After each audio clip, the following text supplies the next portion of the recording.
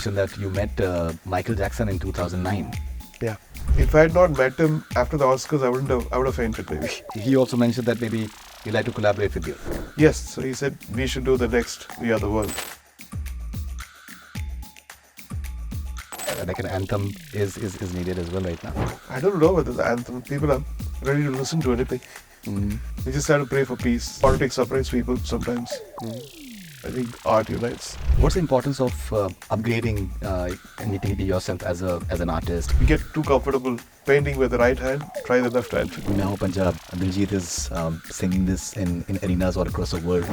Diljit's, that song, that line came out just probably around a month before we handed over the masters. Mukesh Chabra came up with that disclosure that A.R. Rahman disclosed to him that maybe he is not getting as much work from Bollywood. I heard 2-3 stories that somebody mentioned my name and then said no, I'll finance this movie and I'll get you 5-6 other people to do the stuff.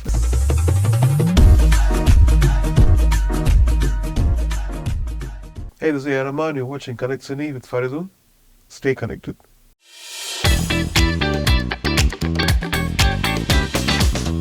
It's a huge privilege to have A.R. Rahman sir with us here in Vancouver on Connect Cine. So welcome on Connect Cine. And How are you doing?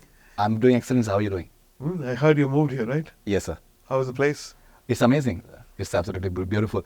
You had a sold-out show last evening. My first question to you will be that are you enjoying the fall colors in Vancouver? Yes, actually, I was a bit sick and I had a running nose and cough and all this stuff, but I kind of made it yesterday. Yesterday was better. Right. I was taking some warm water. Right. And you enjoyed Yeah, I always like this place. It's something good. This and Melbourne, Right. both are very similar to me. And I go there and enjoy it. That's amazing, sir. All right, sir. Last time when we spoke, we spoke about a possible collaboration between you and Taylor Swift, and the next thing we know that it was trending on Twitter. Oh God. Sir, would you? I've been thinking all day.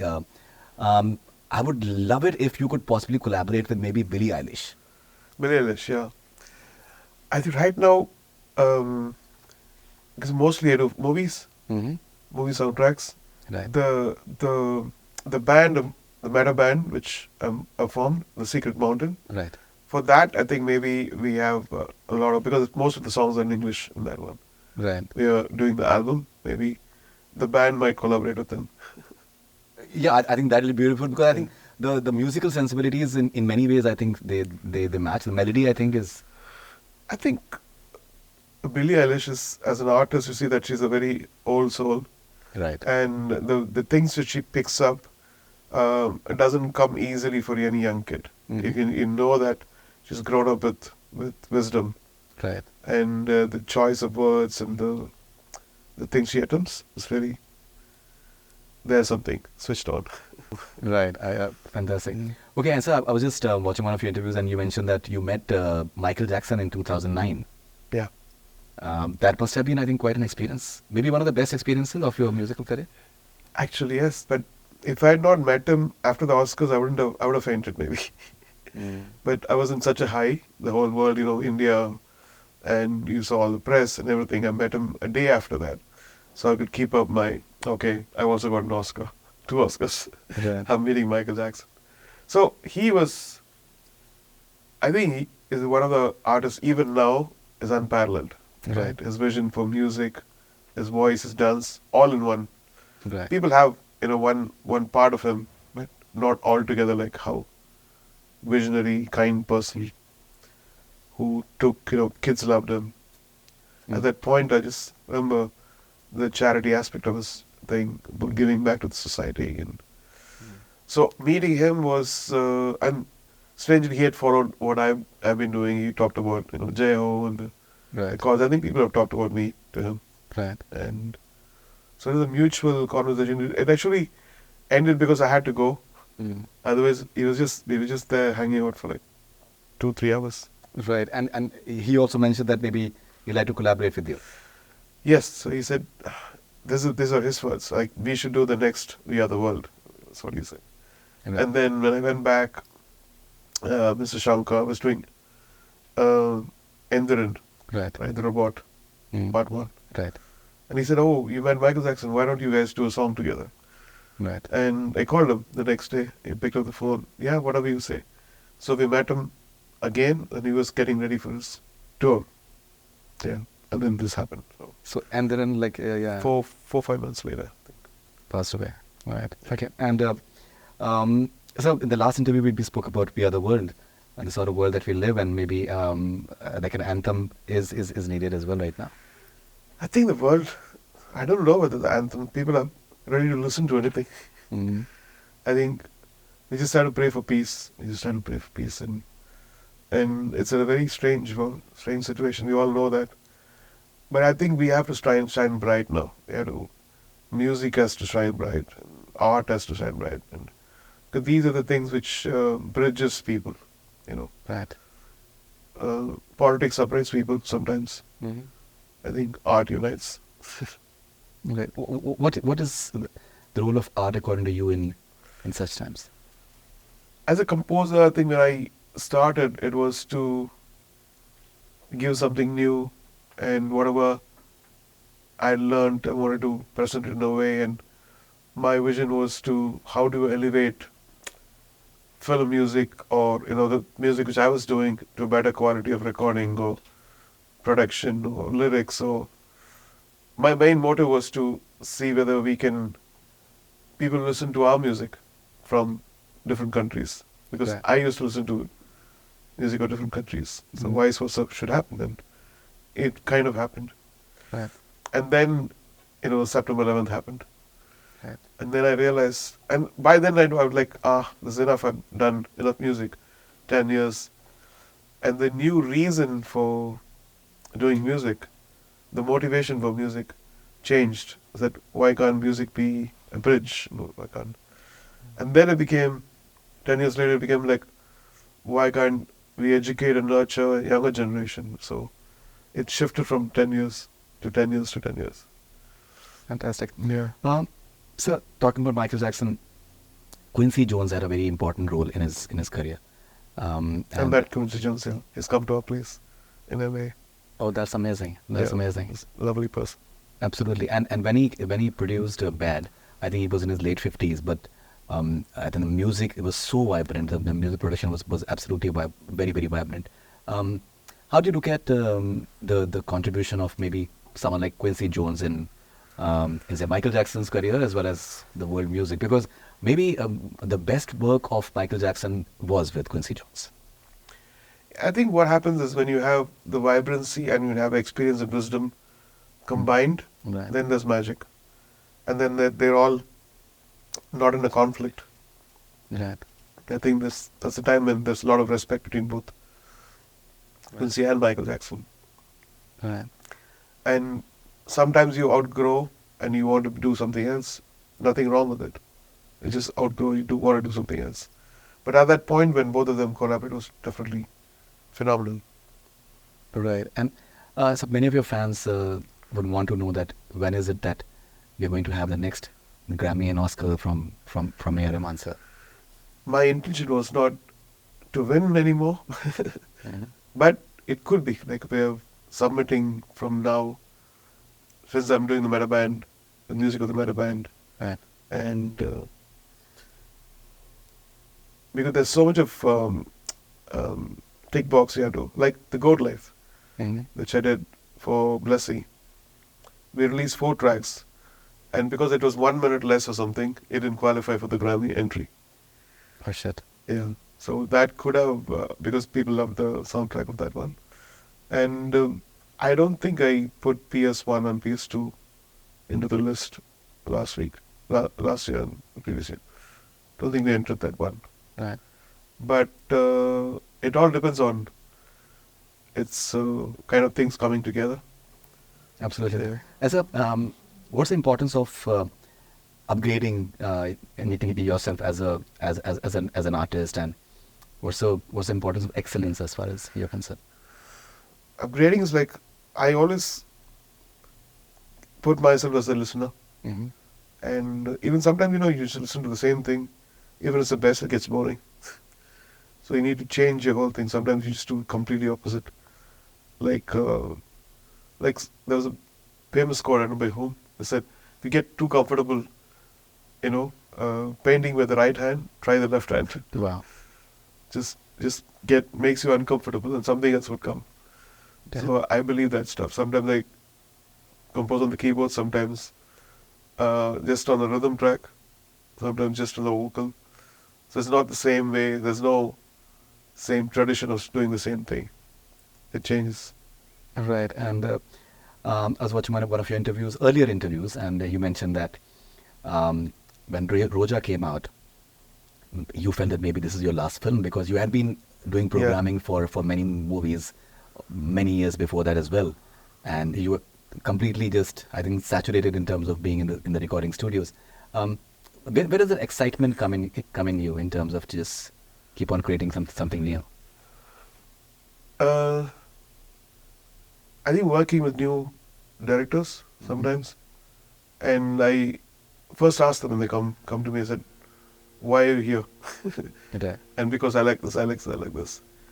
So if they say, let's create something new, that's always a good thing. But if they say, I want something like what you did before, then it normally ends up bad. Right, of course. If you are here to explore and find what is there, which the movie requires, I think it always ends up beautifully.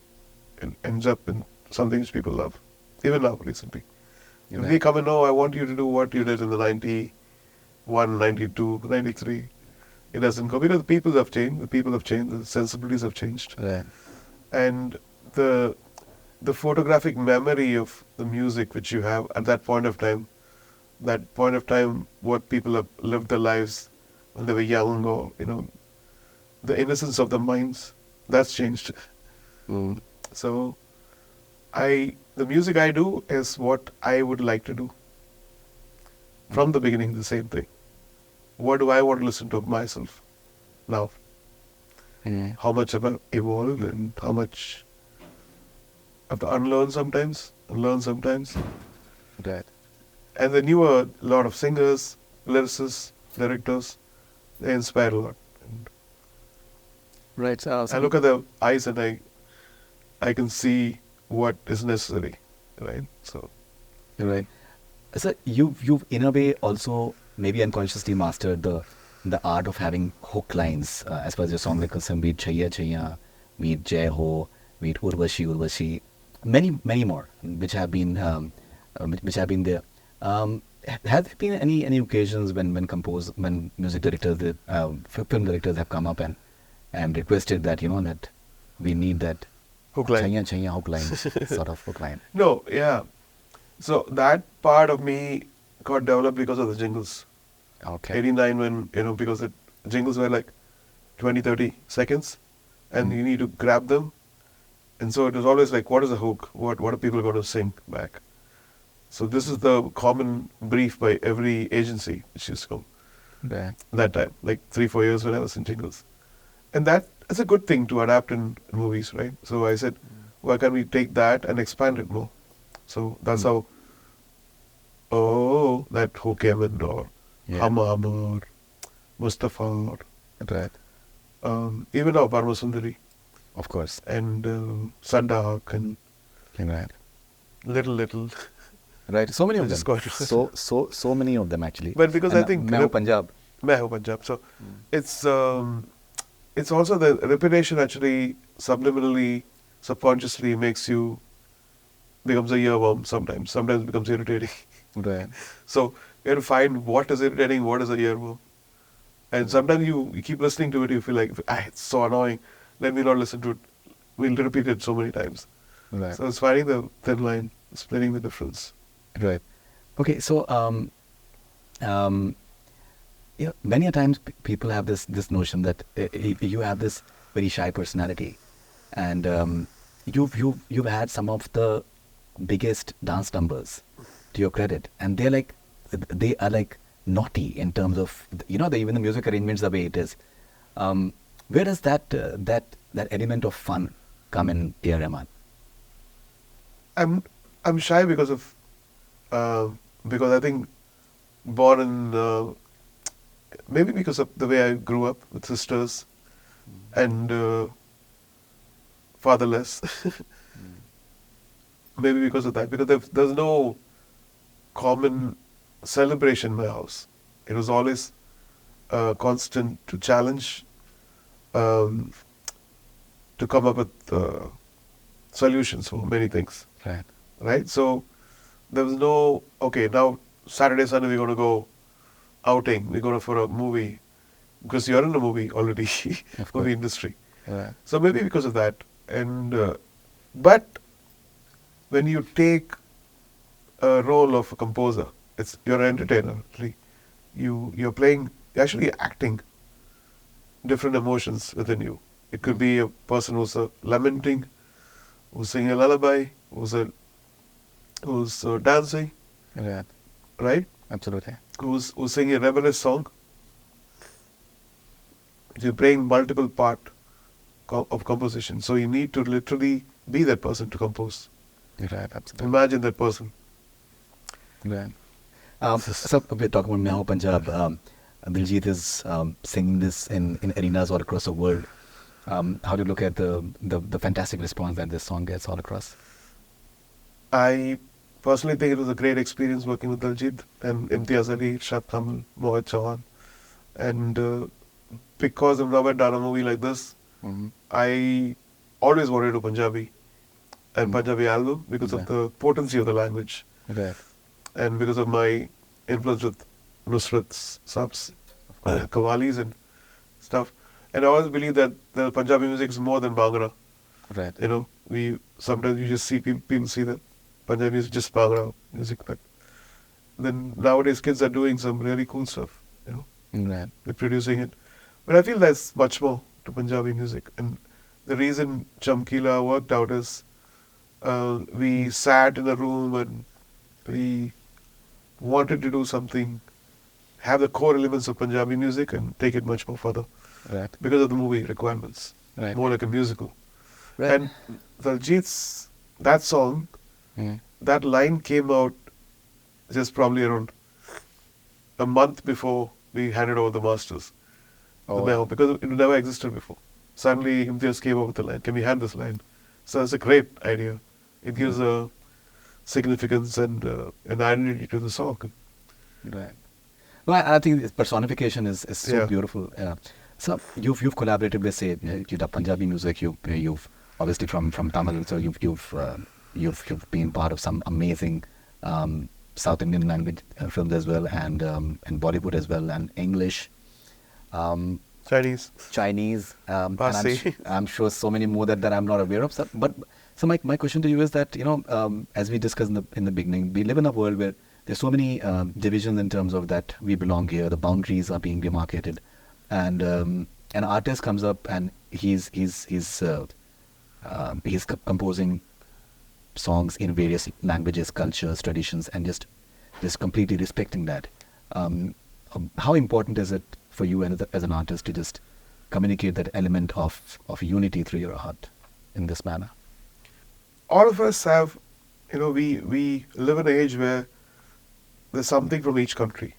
There's something from China, there's a technology from America, there's something from, we speak English from the English people, and there's something from Africa, there's something from India. Nobody is, like, everything belongs to my land, everything came from my land, so nobody's allowed to come here. Nobody can say that now.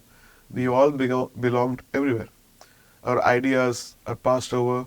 Yoga has become so big. We have McDonald's, we have KFC, and so it's multicultural. All of us are multicultural. So we can never say that, oh, we have to draw the line here, and this is what else. The world is one. And if you're sane enough to think like that, the only things which we rejoice is the sharing we do, Wow. not what we take. Absolutely. I feel as, that. as I was mentioning you in the beginning that I was watching one of the interviews of Karan Thapar sir, and he mentioned that one of the toughest interviews that he had was with A.R. Rahman, because you speak less whatsoever. But so over the years, what has happened is we noticed during Dil Bechara when Mukesh Chabra came up with that disclosure that A.R. Rahman disclosed to him that maybe he is not he's not getting as much work from Bollywood. Many of the people from within the industry, Bollywood, they have this perception that he's so big, he's doing all these Hollywood projects, maybe that he's not approachable whatsoever. Yeah, no, I think I'm getting. And the fact that maybe you don't say that much, maybe no, I people think, have certain perceptions. At that point of time, I felt like that because I heard 2-3 stories that somebody mentioned my name and then said, no, I'll finance this movie and I'll get you 5-6 other people to do the stuff. And, Yeah. But anyway, but I'm very happy working with the people I'm working now. And the freedom which I have now is to do good movies. Like I'm doing an Imtiaz movie, a Mani Ratnam movie. It's very satisfying. Mm-hmm. And other big movies which I can't speak about now, but Right. In Bollywood as well? yeah. So it's my plates are full, and very, very challenging movies. Something which I'm proud of working. Fantastic. And I have enough time to do my own experimental things, like Amazing. Meta Band. Of course.